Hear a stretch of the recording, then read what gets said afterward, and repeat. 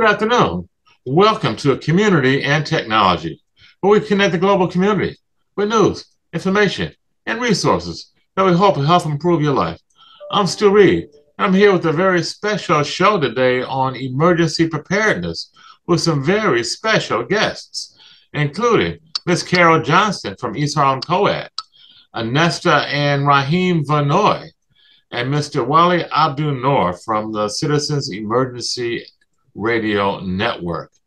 Today, we are talking about emergency preparedness with a special emphasis on our big event coming up tomorrow. That's tomorrow at noon, from noon to 4 p.m. at City College's WHCR radio event space. It's our annual, in fact, ninth annual Harlem Emergency Preparedness Day, where we're going to have speakers that talk about all kinds of things from CPR demonstrations to emergency evacuation to stop the bleed to senior emergency support and many other topics. The Red Cross is going to be there. FDNY is going to be there. Harlem Hospital is going to be there. It's a must-see event. And guess what? It's free. City College tomorrow, noon to 4 p.m. If you haven't already, please call to reserve your spot and your free lunch. The number to call is 212-650-7481. That's 650-7481. But let me go to my guests. I don't want to be rude and leave them out of this conversation. I think I'm going to begin with the godfather of our whole emergency preparedness effort. And I call him the godfather because Wali Abun Noor has been involved in emergency communications for over 20 years. He's a trained radio operator in the U.S. Navy. He knows Morse code. I mean, he is just an incredible resource. And practically everything I know about emergency communications, I learned from this man. So I'm going to turn the mic over to him. And Wally, I'm going to ask you to tell a little bit about your background, how you got into emergency communications. And then I know what a big role Superstorm Sandy played in the development of WEBT. So if you could kind of give us a brief history of you and that, we appreciate it. Wali Abun Noor. Thank you for having me. It's a pleasure being here. I could go all the way back to high school if I wanted to. That's where I started my electronic training. And from there, I went into the service, went into the Navy, and went to their electronic A school. And from there, came out, dealt with the telephone company. So all of this happened to be part of the mindset of emergencies because from there, from the telephone company, I kind of got into the community. I became a member of the Nation of Islam, and so that got me interested in the community. And then from there, I basically went to the Merchant Marines. And that's where I really started dealing with the emergency part because my job was safety at life at sea. And what that was about the radio getting the message that somebody was in trouble at sea. And that at sea, you're out there by yourself. And if you don't have a way to communicate, you pretty much toast. So that's kind of where I really started seeing the fact of getting involved in emergency. I also became a member of WHCR, and that's radio station WHCR, Harlem Community Radio, and I became the station engineer and we were trying to figure out how to get the station to operate in the community when the lights went out. And that's when I got involved in CERT. That's Community Emergency Response Team, uh, put together by New York City Emergency Management. And from there, just all started, everything started coming together. The emergency part, the radio part, all of that started, the community part.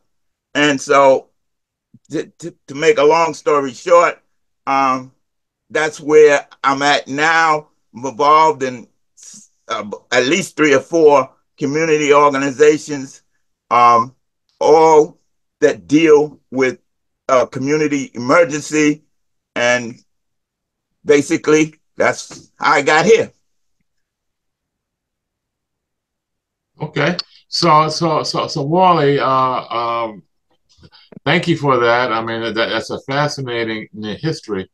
Tell us a little bit about, your, you know, Superstorm Sandy. That's when although I had met you before then, we've known each other probably for a couple of decades, but it was after Superstorm Sandy. I think that was in November of 2012. It was after that storm knocked out so much of communications. It knocked out the radio station here at WHCR. We had to go on auto programming. It knocked out the internet and phone and so much communications in New York City. We learned about flood zones in Harlem, where previously there had been no flood zones. And that's kind of when I got thrown together with Wali and Carol and a bunch of other folks in creating the WHCR emergency broadcast team. Tell us a little bit about how that came together, Wally, if you would. I know there are a couple of people that we wanted to be on the show with us, Haja Worley being one of them, that I know was really instrumental in helping getting that started. But give us the background on the WEBT, if you would. Okay, well, Storm Sandy not only knocked out the radio station, knocked out the subways, it knocked out all city transportation. I don't think in my lifetime I had seen the city just shut down like that. And that was the first time, I see the city shut down for a day. Of course, during COVID, it shut down again, but that was the first time that I had experienced so much of a shutdown. Yeah. By that time, Involuntary shutdown. Involuntary shutdown. And during that period of time, I was part of the Citizens Emergency Response Team, and I was a radio operator for them. And I happened to be monitoring the radio that channel that we had, and it was open to what was going on in Rockaway. And Rockaway was very much like a battle. You would think that you were listening to some war zone.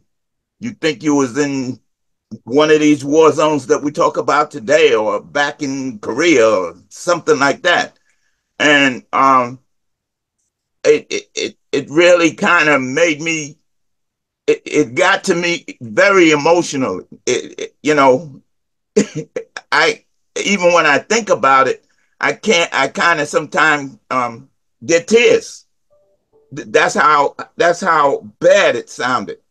Anyway, we decided that after dealing with that, got involved with the organization that was in City Rockaway, and which is called Citywide Disaster Services, which they have a network that covers the entire metropolitan area.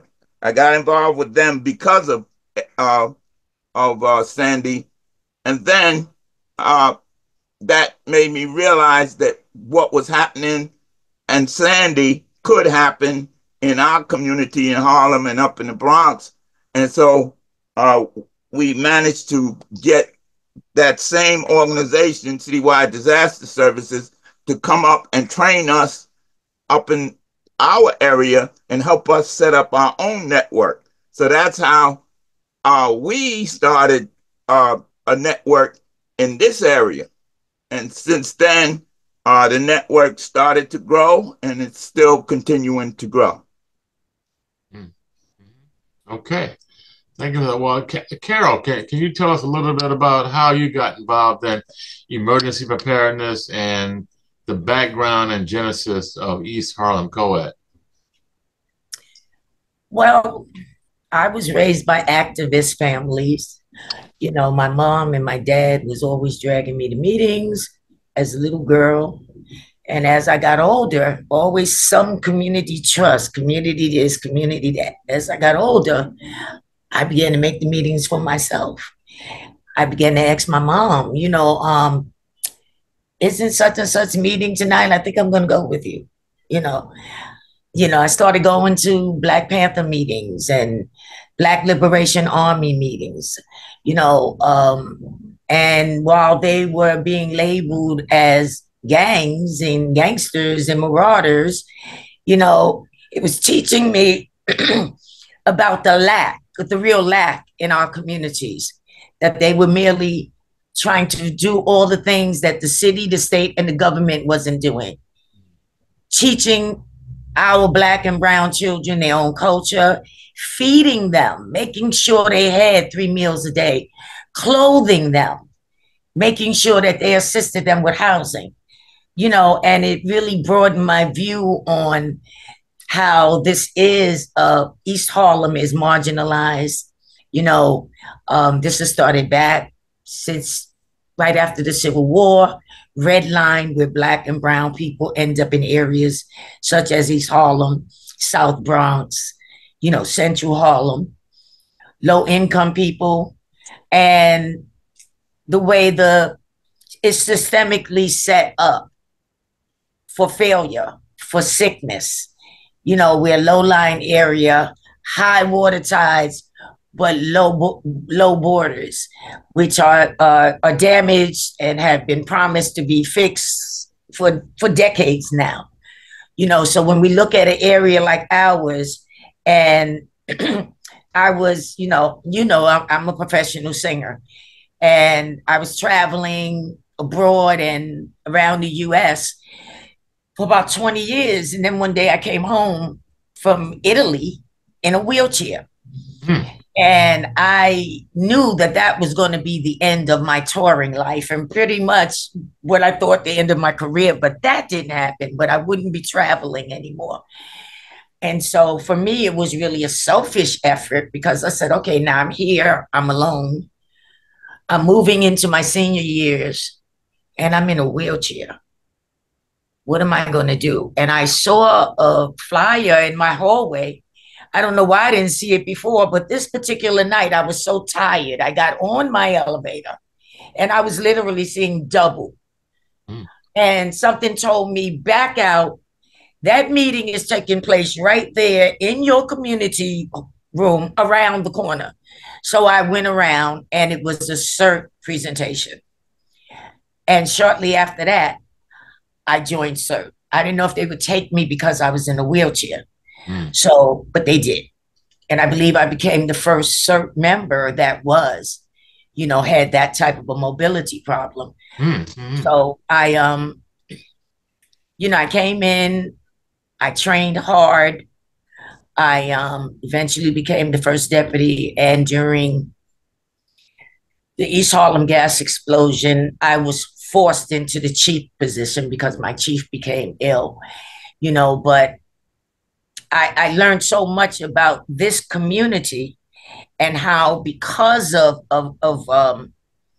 not only the redlining, but also the racist structure of this country, how not only do we have damaged borders, we have damaged infrastructure. The infrastructure is actually made out of materials that hold heat and it's more of a heat concentration, maybe 10 to 15 degrees higher than it would be right on the opposite side of our borders on the Upper East Side. That we're loaded down with trees that create pollen. And this is the reason why we have so many children and adults with asthma and respiratory illnesses. So all of these things were important in working with different groups like We Act for environmental protection. We began to see that we had a real battle here. And in closing, also, we were the only area that didn't have a shelter. We had no emergency, no hurricane shelters in East Harlem. And during Sandy, that taught us a great lesson. Our buses were stopped at 96th Street. And Mayor Bloomberg called everybody above 96th Street stupid for not evacuating when they shut down all the transportation and people could not get way over to the west side in order to shelter. Wow. Wow, that's incredible. Wow, that's some story there, Ms. Carol Johnson. Okay, Anesta, Vannoy, and Raheem is with you. Please feel free to chime in together as you tell us your story about how you got involved in emergency preparedness and a little bit about your background, if you would. Okay, like Carol, can you hear me? Yes, you're fine. Can you hear me? Okay, like Carol, I grew up in a family that believed in community service and community involvement. So as I grew in my later years, I felt the call to go into ministry.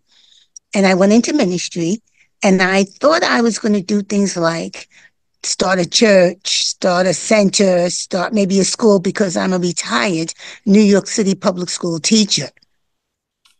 But during the last part of my training to become a chaplain, because I chose chaplaincy, I had to go to a meeting at the New York Disaster Interfaith Services. And when I got there and I heard what they were doing, I became so interested that I realized that disaster is where I was really being called to. So I forgot about the church and the center and the school and decided to go into disaster ministry, which I've been into ever since. During my early years in disaster ministry, I think it was like 2014, 15, or maybe earlier, I saw another flyer, which was an invitation by Wali, Carol, and the Harlem Emergency Network to join them for a disaster communications meeting. Well, I went to that meeting, and from there, I was hooked. And I just started doing disaster communications, which I find fascinating. It's important to realize what you can do and cannot do. I'm a senior citizen, so I cannot run into a disaster, but I can do emergency communications. And that's what I've been doing all these years. Tell us a little bit about what you said, disaster ministry. What is that about, Anesta? Can you break it down? That's sure. As a chaplain, chaplains go into hospitals, they go into police stations or fire departments. They deal with the spiritual. As a chaplain, when people have gone through a disaster of whatever kind, I'm there to help them get back to feeling as normal as possible. They will never be totally normal or the way they were before the disaster, but get them back as close as possible through their spirituality, their belief in the God system. And in order to do that, I have to know about disasters and about different ways of responding to disasters. So that's what I do, disaster response. Wow. Okay, we have quite an amazing team of folks here collected. We're going to take a brief break, and when we come back, going to talk a little bit about some of the stuff that they're going to share with us tomorrow at Harlem Emergency Preparedness Day. We're speaking with Anesta Vannoy, Carol Johnson, Wali Abun Noor, all emergency preparedness experts in their own right. This is Community and Technology on WHCR 90.3 FM, the voice of Harlem. Stay tuned. We'll be right back after a brief musical break.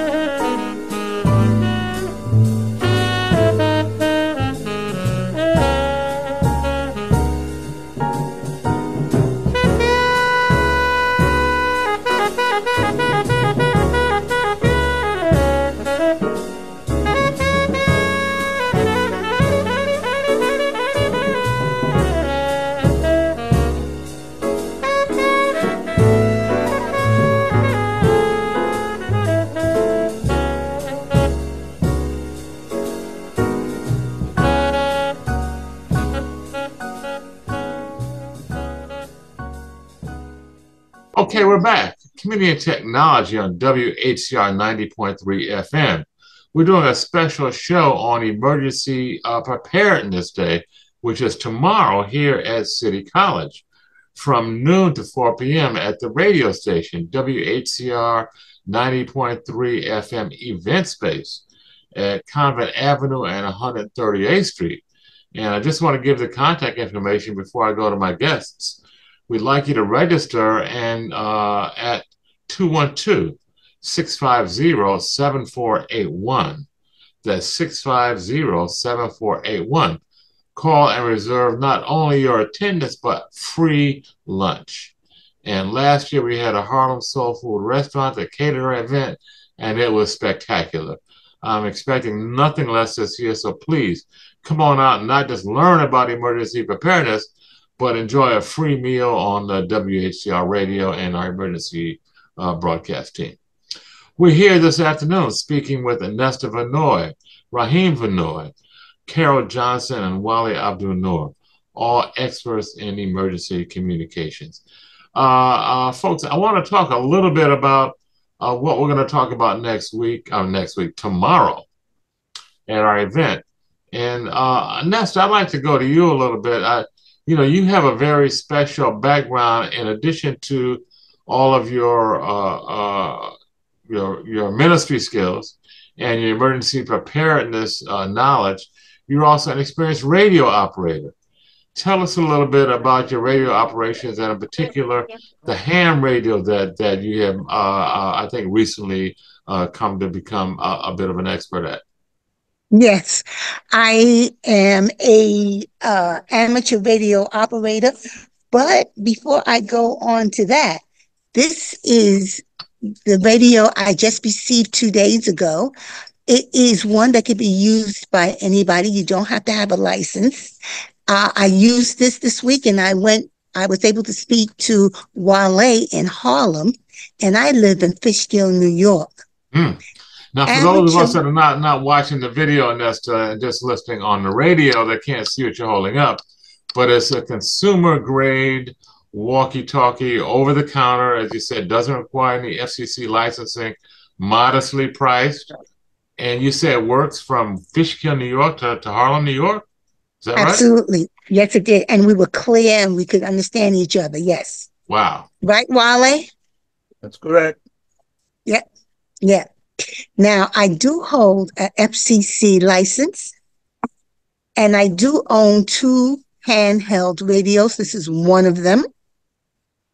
Why is it important to have an FCC license?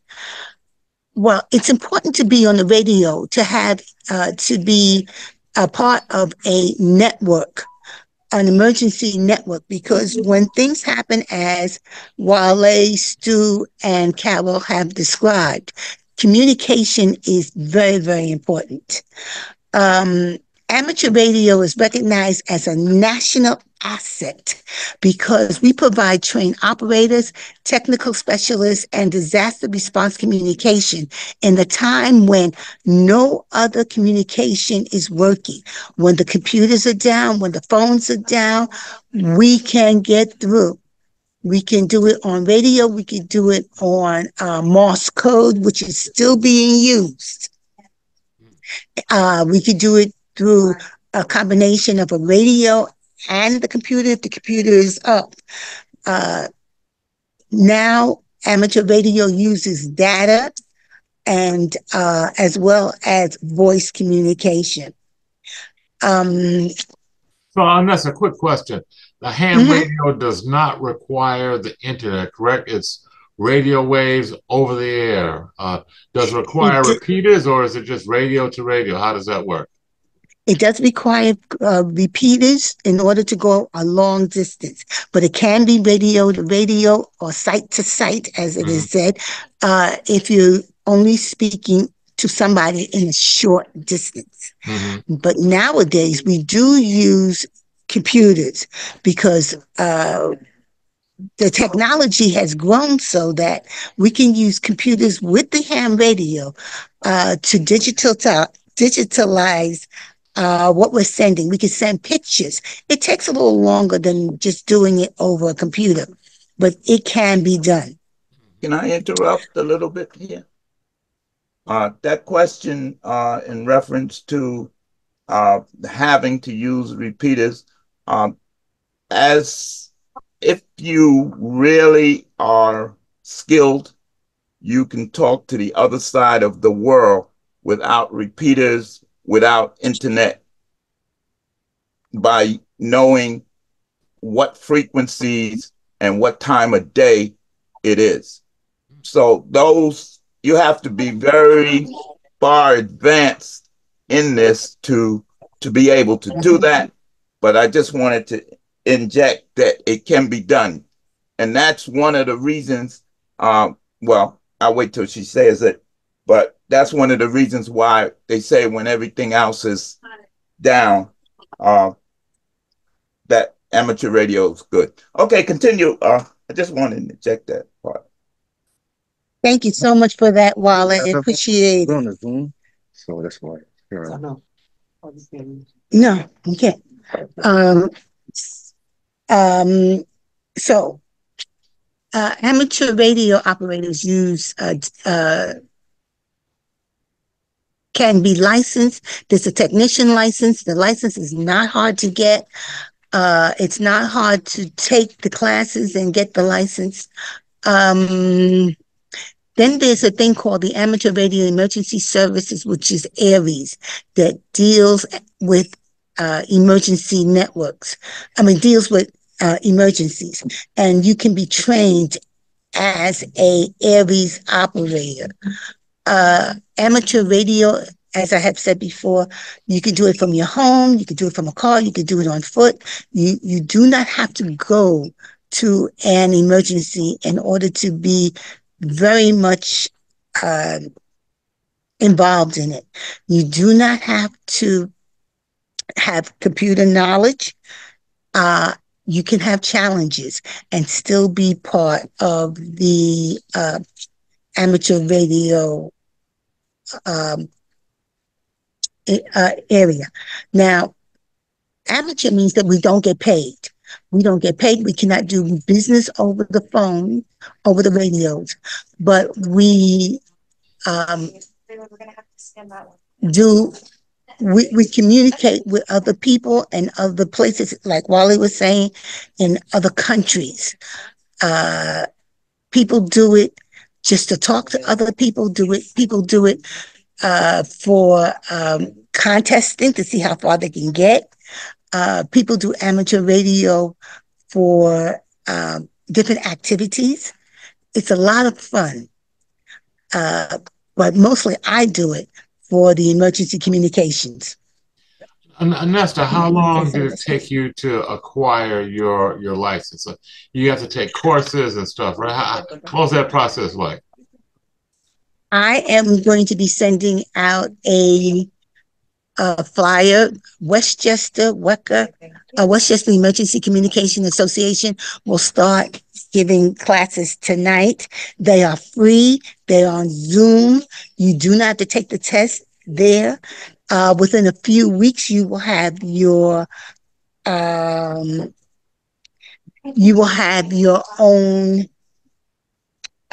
license.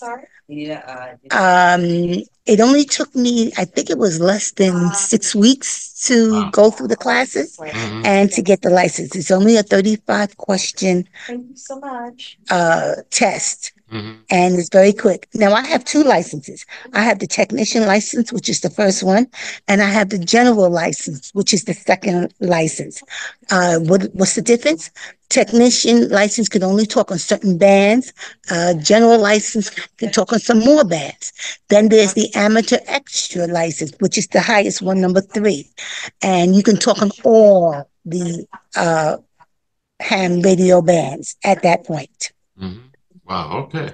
So would you say that this is something that you have to have a really technical background in order to get that? Not at all.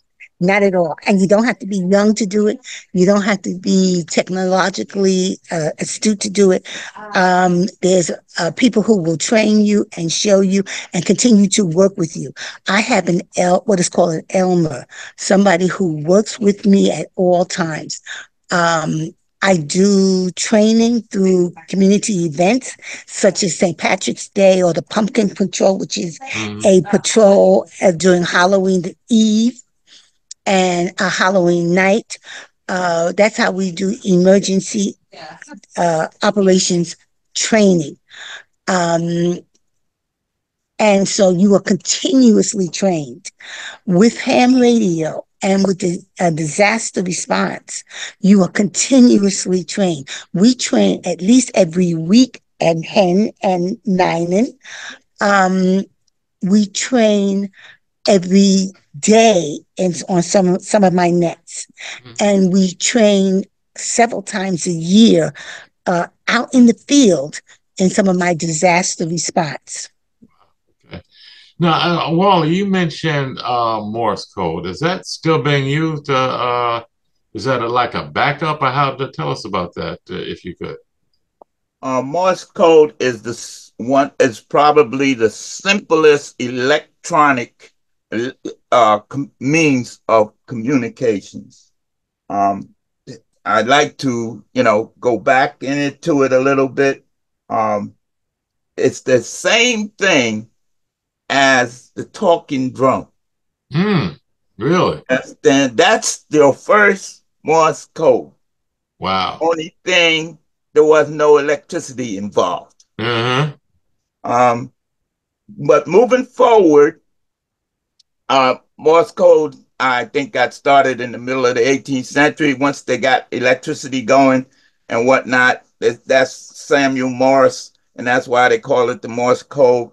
Coming up through the period of time, that that is being the simplest mode of communication that takes the least amount of technology on it can travel the farthest. And so ships used to use that for communication. And that's where I was referring to when Anesta was talking, where you could be in the Atlantic Ocean and talk to somebody in the Pacific Ocean if you knew what you were doing. Mm-hmm. Or you could be in New York and talk to somebody in China if you know what you're doing. And all of that was basically fundamentally done with the Morse code. That can also be done with voice, which takes a little more technology. But anyway, moving forward, when satellites started being used in the late 1990s, Morse code kind of took a back seat as far as long distance communications. And so, just like everything else, people driving in their car years ago used to pull out a map and says, I'm going here and I got to see where I make my next turn. Where's the next turn? And you would have to look at the map. Now you have the satellite, which tells you, to make the next turn. So that's basically how the technology has advanced. However, I would say that the highest form of technology and the highest form overall of transportation and communications and technology and everything else is in this area of space work. And believe it or not, every oh man, lost my astronaut has to know the Morse code. Wow. Because if you get trapped out there and you got any kind of electricity, all this technology, when we talk about computers, we talk about the internet, we talk about AI, the more technology you got, the more actual software and hardware that you need, and the more power you need to make it work. But the more vulnerable you are when it breaks down, Wally. You got helpless. It. Helpless. Absolutely. Helpless. We're looking at it right working, now. You don't have a map, you're in trouble. Wally, I've told this to Wally before. Morse code is all about dots and dashes and the timing of the spaces between them. And I had an uncle, he's long gone, but in addition to being a physician and a surgeon, he was a electronics nut and a ham radio nut. And Wally and folks, he used to talk in Morse code. I was about 10 years old. We thought he was nuts. Yeah. But he'd say, Okay, let's go out to the park. Da, da, da, da, da, da, da. And when he Yeah, would say it in English, and then he would say it in Morse code. yeah, And that's yeah. how he practiced and kept, alert and kept his game going. That's how he practiced it. And I told my it's fascinating. But you can use I, Morse code with your voice. That yes. that that amazed me. That was just so amazing. You can use Morse code if you're trapped inside someplace and you can tap on the wall. They use it in mines. Mm. Mm-hmm. You understand what I'm saying? Out you're talking about your family. In my process of learning the Morse code, I was going through my house and I drove my family crazy, with with dots and dashes. But Yeah. anyway, but the point that I was trying to make is that with all the technology and everything, AI and everything else that they have going on, the Morse code is the bottom line for communications. Right. And what you're underscoring there for me, Wally, is that there's so much basic stuff that we need to know, because if we're relying on all the fancy technology, the power goes out, the internet goes out. You got to have a way to communicate. You got to have a way to take care of yourself and to stay safe. So Um, and, yeah. and and when you say you got to have a way to communicate, there is no response. There is no response without communications. People say it's important. Mm-hmm. You can't even the simple thing of you putting your hand on a hot stove or a fire. Your hand has to communicate to your brain to tell it to move his hand, or else you burn your hand up. Mm-hmm. And anything that has to happen, you gotta have communications. Right. And the Morse code is the bottom line to Mm-hmm. communications, electronic communications. Okay. Can I piggyback on what Wally is Sure. saying? I just want to say one quick thing. Morse code has come a long way. First of all, you no longer need to know Morse code in order to get a FCC ham radio license. But now they have so many other instruments to go with the Morse code to help you learn Morse code. But as Wale said, Morse code is musical. It's a dashes and dots, but it's a musical way of learning it. And yes, it was probably started from the talking drum. Oh wow. Okay, back to Africa. Okay, we're kind of heading towards the close here. I want to go to Carol and have her tell us a little bit about what she's going to be talking about tomorrow at our Harlem Emergency Preparedness Day, and in particular, why it's so important that our seniors become involved. It's important, Stu, mainly because we're basically on our own. Generally, as we get older, there's not a lot of people around. That includes family. Your friends and people you grew up with start, dying off. And so when people are looking for help, they don't realize that they are the first responder. It's happening to you. You have to figure out first, create a plan, and then make that plan work. It has to work for you. It's a personal thing that you need for you according to your circumstances. And so, I'm going to be talking about having certain equipment, whatever you use. As we get older, we use the medication. Sometimes we're using things that require medical emergency treatments and what have you. Sometimes people are using nebulizers. They're using CPAP machines. You have people in your apartments, possibly. You may have an elder in your apartment who, is electricity dependent, as, Anesta and Wale was talking about. What are you going to do if the power grid shuts down? Someone has to know that person is there. They need to be evacuated. But at the same time, we're teaching other seniors who don't have that particular situation, but they are at home alone. Do you have flashlights? Do you have a whistle, depending on what's happening? Because first responders are listening for sounds. We learned during Sandy how a woman died. She was yelling and screaming, and her neighbor kept telling her, don't yell. You're going to hyperventilate. And she was just yelling and screaming. It had already been 3 days and no one had gotten to them. And he kept saying, just calm down. I'm going to get you some help. I'm going to get us some help. And when the first responders finally got there, his neighbor was dead, but he had a whistle.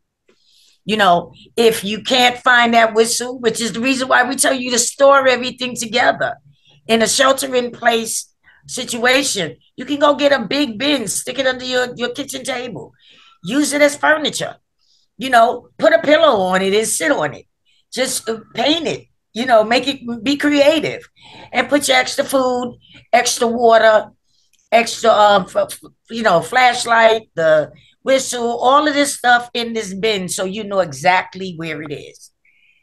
So also tell seniors to try to stay as active as they can. While they tell you they've got Tai Chi for people in wheelchairs, for seniors, just to try to stay active. So when it's time for you to move, those joints won't lock up. They're used to moving. Making sure you have certain foods. If you know you have diabetes or you have a high cholesterol level, read those labels. You don't need to be in the middle of an emergency and all of a sudden you go into diabetic shock. You need to know what you're eating, get some dried fruits, different things like that, and maintain that diet at that time. You don't want to drink too much. You don't want to drink too much water because if there's a blackout, the pumps are going to go down. That means our sanitation. We're not going to be able to flush toilets and stuff like that. So you want to maintain that at a certain level. Keep things to occupy yourself. A book. There's a lot of stuff out there. I have a lot of solar energy. I've got solar lamps. I've got a solar radio, a radio that actually, it's a crank radio. It's battery operated. It's electricity operated. And it's also a solar radio. It has a flare on it. It has a beeper on it. So, like I said, the first responders are listening for sounds. So if I don't have a whistle, take something and tap on my door.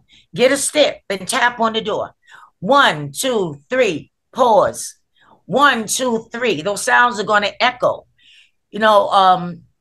And make sure that you talk to someone. Make sure you have an emergency contact. If you have solar energy, like I can keep my phones and my laptop and everything up because of the solar energy that I have. But make sure you talk to someone in the event of an emergency where you have to shelter in place. Let someone know let someone that you communicate with on a regular basis. If it's just a matter of calling, saying, I'm okay, I'm good. That's enough. That's not the time to be doing long chit chats and gossiping because you want to save your power for as long as you can. So it's just different things that we have to learn on a different level. And that's what maturing is all about. I was a Girl Scout. I did all of that.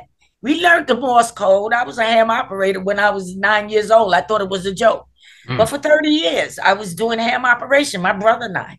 And then I just lost track as things happened and my career started moving. I just lost track of a lot of stuff. Now I wish I had held on to it, but it's just the way life goes, but I'm going to get back into it. It's just that right now there's too much serious stuff happening in our community that's costing lives. And I always stay aware that I am getting older. So I have to gird my time appropriately. Okay. Well, that's why it's so important for everybody to come to our annual Emergency Preparedness Day event tomorrow at City College, 138th Street and Convent Avenue at radio station WHCR from 12 noon to 4 p.m. Call for your registration and your free lunch. The number is 650-7481. Emergency Preparedness Day, Thursday, September 26th, tomorrow, noon to 4 p.m. Wali, do you have any closing thoughts before we sign off? Wally's our senior guy, so I always want to defer to him for the last word. Stu, did you want Raheem to say anything? Raheem, okay, you got about 30 seconds, Raheem. You let Miss Anesta hog the conversation, but go ahead. All right. First of all, I want to say peace. Good afternoon, everybody. Um, Basically, I just want to let everybody know that you don't have to be technically sound to be an amateur radio. It's called amateur for a reason. It's a learning process. It's an evolving process. Um, it's not hard to learn. It doesn't take a long time to get into, as far as getting your licenses and things of that nature. And it's very important because, as many people as they have in the city alone, they just don't have the resources to save everybody. So it's most important that you plan and keep ahead of your plan, keep everything updated, um, medicines, supplies, things of that nature. Because if you fail to plan, you plan to fail. That's pretty much all I have to say. Okay. Thank you, Brother Raheem. You got any footnote to that, Mr. Wali? The only thing I want to kick back to what Carol said, she acted as if it was just an example, but it wasn't an example. She said tap 3 times. Three taps is an emergency call. That means you're in trouble. If you got a flashlight and you blink it 3 times, that is an emergency situation. Even if you're on the ground and you want a helicopter and a helicopter is flying over and you can make 3 different fires to make a triangle, that's an emergency signal. So that when she said tap, tap, tap, that's for real. Okay, wow. All right. Well, thank you all. I've learned some stuff today, and I'm sure our listening audience is going to be interested in learning some more stuff. Tomorrow, Thursday, September 26th, 12 noon to 4 p.m., City College, WHCR Radio, free Harlem Emergency Preparedness Day event.